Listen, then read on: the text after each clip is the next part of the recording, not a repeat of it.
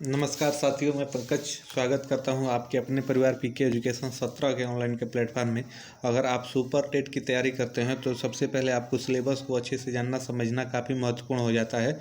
तो इसी के अंतर्गत आज हम विज्ञान के अंतर्गत जो आप देखेंगे कि विज्ञान आपके 10 अंकों का आता है, यानी 10 प्रश्न आपके विज्ञान के आते हैं। तो विज्ञान में कौन कौन टॉपिक से आपके प्रश्न आते हैं उन टॉपिक को देखते हुए चलेंगे, समझते हुए चलेंगे।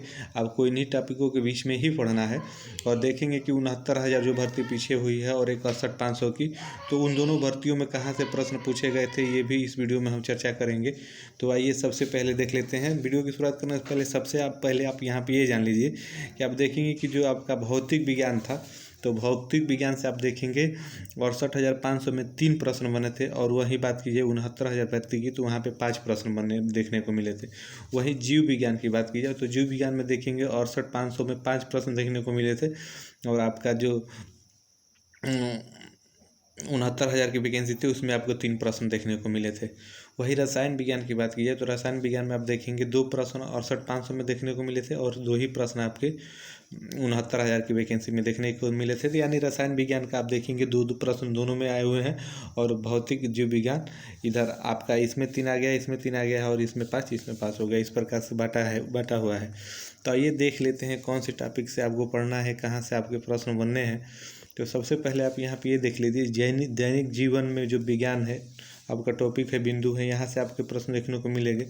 इसके अंतर्गत जो आपका मशीन टॉपिक है, मशीन से आपको प्रश्न देखने को मिलेंगे। उत्तलोतक इसी के अंतर्गत आ जाता है, तो यहाँ से आपको प्रश्न देखने को मिलेंगे। आपके गति से प्रश्न देखने को मिलेंगे। आप देखेंगे कि गति से प्रश्न आपके 68,500 में भी एक बना था। और बल से प्रश्न एक 69,000 में भी देखने को मिला था। 69,000 में 2 प्रश्न, एक यहाँ पे एक और यहाँ पे 2 प्रश्न बल से आपको देखने को मिला था। तो गति और बल काफ़ी महत्वपूर्ण ये टॉपिक बिंदु हो जाता है, क्योंकि आप देखेंगे दोनों वैकेंसियों में यहाँ से प्रश्न बने हैं, तो इसलिए ये महत्वपूर्ण हो जाता है। उसके बाद आप बात करेंगे ऊर्जा की, तो ऊर्जा का भी देखेंगे। ऊर्जा के लिए भी एक प्रश्न आपको 69,000 में देखने को मिला था, एक ही प्रश्न आपके 68,500 में देखने को मिला था। तो ये भी काफ़ी महत्वपूर्ण हो जाता है। इस टॉपिक को भी आपको अच्छे से कवर करना है, अच्छे से पढ़ना है।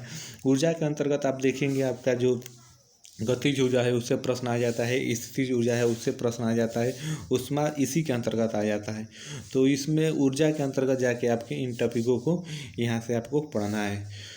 उसके बाद वही बात की जाए प्रकाश की, तो प्रकाश में आप देखेंगे प्रकाश से आपके प्रश्न बने हुए हैं। आप देखेंगे पिछले वर्ष 68,500 में एक प्रश्न आपको यहाँ से भी देखने को मिला था।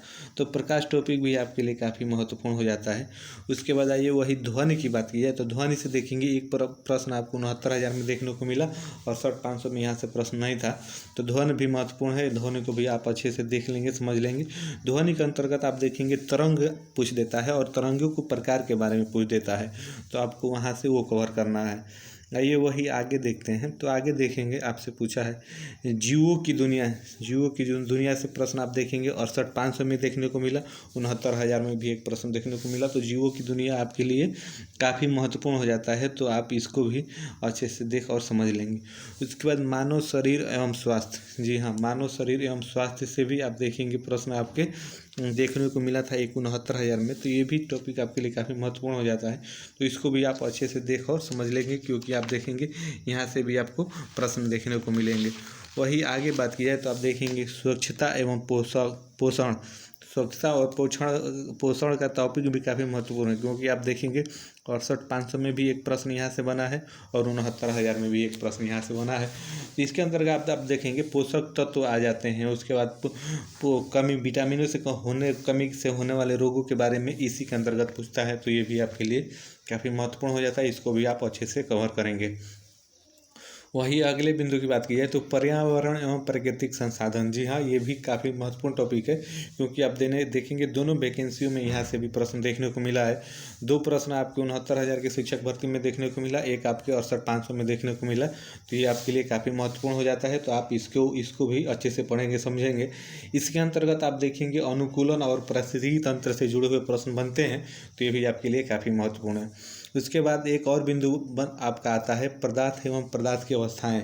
ठोस द्रव गैस के रूप में पदार्थ आपका पाया जाता है, तो वो उस अवस्था से भी आपके प्रश्न देखने को मिल रहे हैं।